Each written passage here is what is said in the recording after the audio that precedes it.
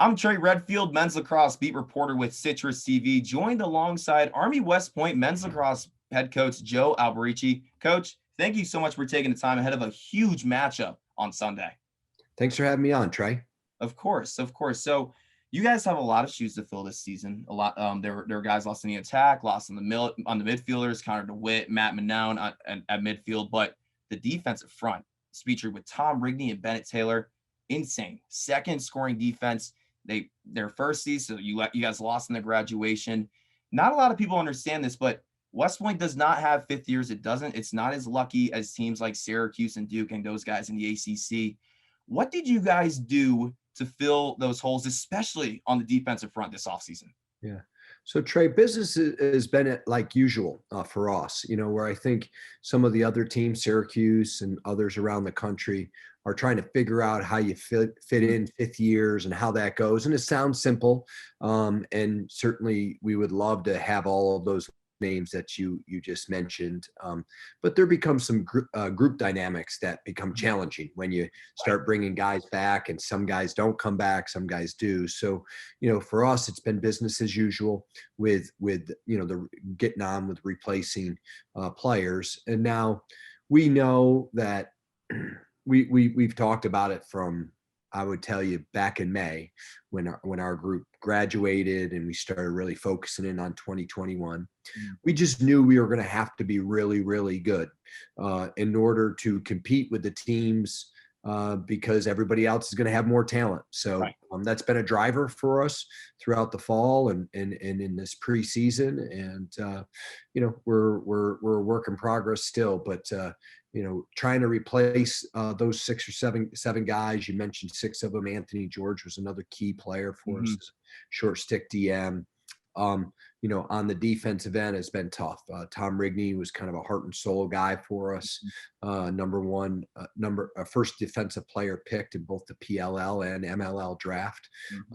But we've gone through that before. The year before that, we lost John Surdick, who was the first defensive player picked in the MLL and the PLL draft. So, we've gone through this a couple of times, but, in some situations we're a little bit firmer. Marcus Hudgens has really established himself. He's a local product out of West Genesee.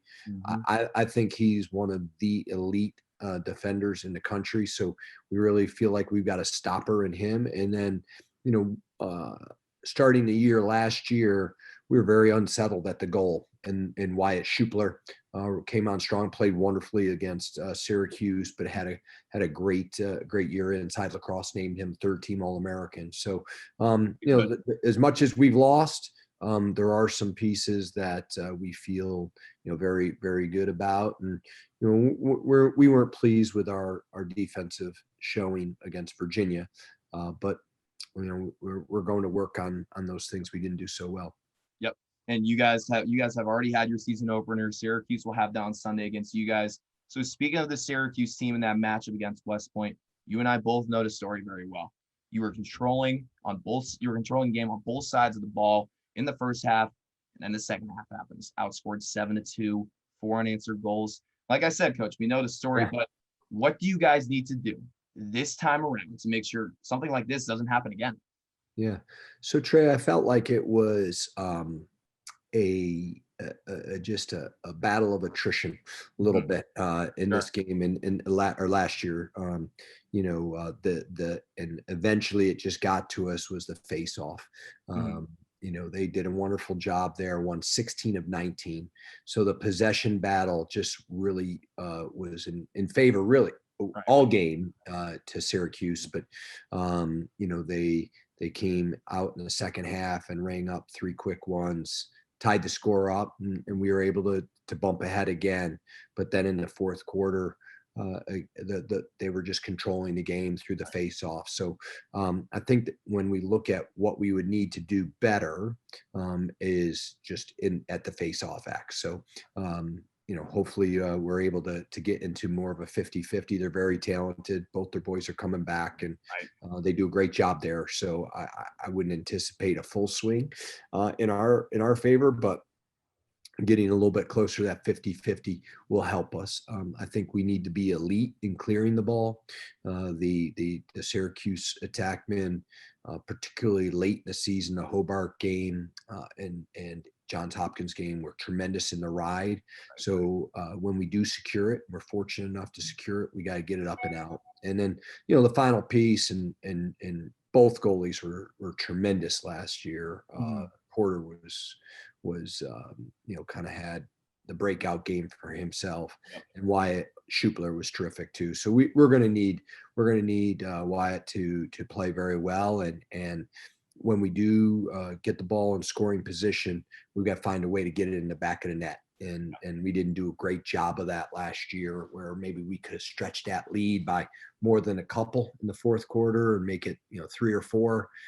Drake took those goals off the board, and then they gave it to an extremely talented offense, and we just weren't able to hold up to the onslaught there. Two of the best goalies in the country, Schupler and Porter, and both of them are going to be back, like you said, Coach. Now, despite the heartbreaking loss, you guys have done this before. You've pulled off the unthinkable, beating the Orange and the Dome in particular. And look, you did it in 2017, 14-13. That was a thriller. And then in 2010, that double overtime thriller, you were there as well. 16 years at the helm at West Point. Coach, first of all, congratulations. That's a lot of time on the west side of the Hudson. So props to you for that. But these two really key wins, you've done it before. You've taken down John Desko. What's the key to doing it? I mean, you've done it. What's the key, Coach? Yeah. Well, I would say we had one more too. We had 2007. We beat them. You did. But, yes. But listen, I don't know that those games, we approached them any differently than the ones we came up short on. The Dome has had a way of bringing out the very best in our guys. And I look back at the number of games that we've had with them, and I can only think of 2 games that were outside of a 2 or 3 goal swing game. So, very, very close. We've got to be at our best.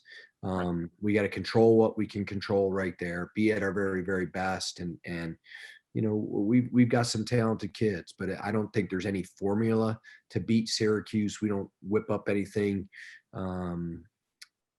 any potion down here at West Point to and give our guys to make them play well. It's Syracuse is a perennial power, and it has brought out the best in our guys, and hopefully it will again this Sunday.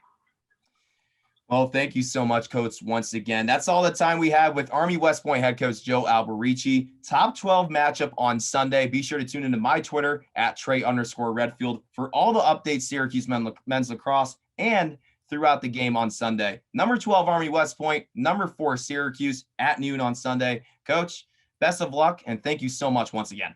Hey, Trey, it's been a pleasure. Thank you.